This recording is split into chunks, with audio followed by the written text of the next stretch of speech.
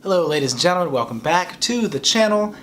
I have a topic today that I mentioned in the previous video that I was going to talk about, and it might not pertain to everybody. If it doesn't pertain to you, then just go ahead and skip it. That's my warning for this video, but I wanted to dive into a very personal topic and something that I wish had been told to me back when I first learned about my condition as well. So let's start in the very beginning. About my senior year of high school, I was getting an exam to qualify to play for sports. This is the first time that this had been acknowledged, and I had gone my entire life up until that point, so about 17 years, having no idea I had this condition.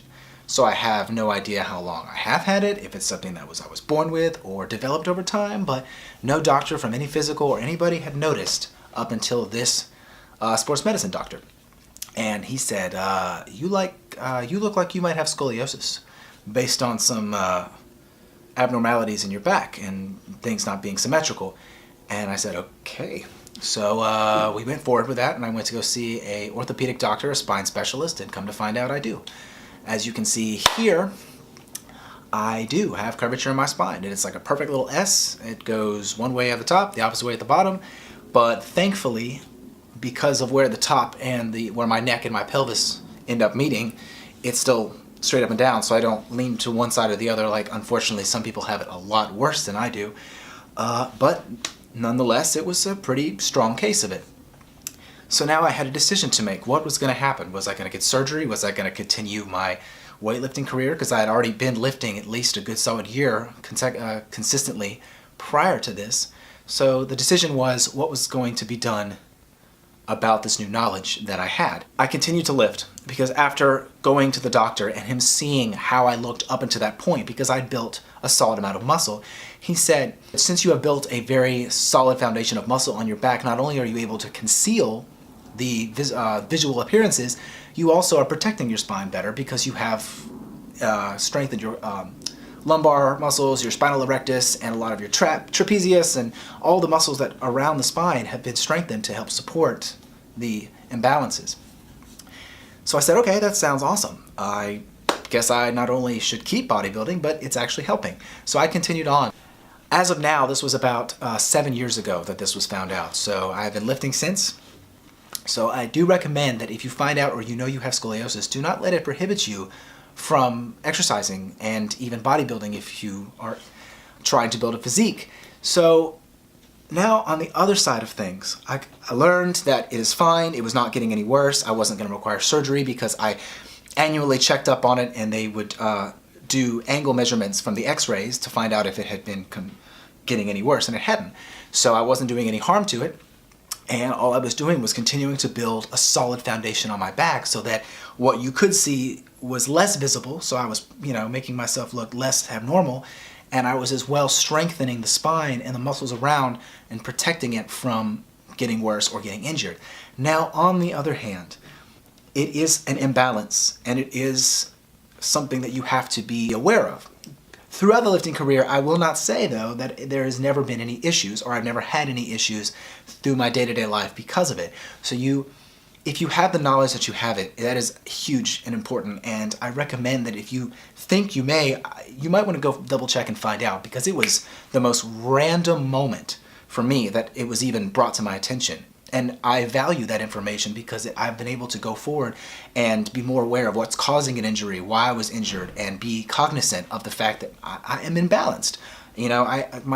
My muscles and my back are certain ways that I can only do. I have to compensate for. So there have been injuries. I had a very drastic injury about 4 years ago. I was actually doing calf raises, and I was doing it where I had the bar on my shoulders and I was not wearing a belt. I don't know why, and I will never ever do any exercise with this weight on my shoulders without a belt again.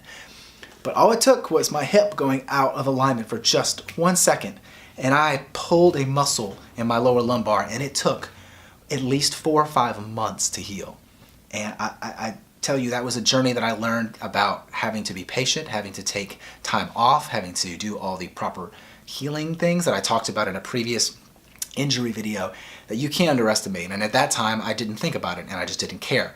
And that's why it took so long. But it happened because of imbalances, since there's an area in the lower part here, almost towards my hip where it curves, my hips can fall out of balance easily. So as I preached in my gym bag video, I never lift without a belt. If there's any weight that I'm supporting, never without a belt. It is critical for, I think, anybody, but especially if somebody has scoliosis. I have gone now for a solid, like I said, about 7 years since I've known, at least as long as I've known that I've had it.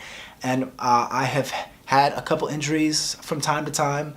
I have had a deadlifting injury. I still deadlift despite having it. But I've hurt myself, but I feel like anybody can, so it's not necessarily more likely with scoliosis. You just have to remember, you know, which way your spine may be going and what way your body needs to compensate, because it's just not, everything is not in perfect alignment back there. So it's very helpful to know what you're working with.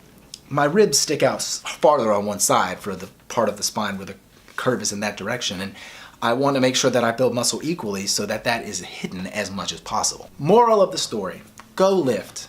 Be careful, compensate, be aware, but don't be afraid, because you're probably doing actually more good for your scoliosis than bad by protecting it and building a lot of muscle around it to keep it safe and less visible if you have a severe case.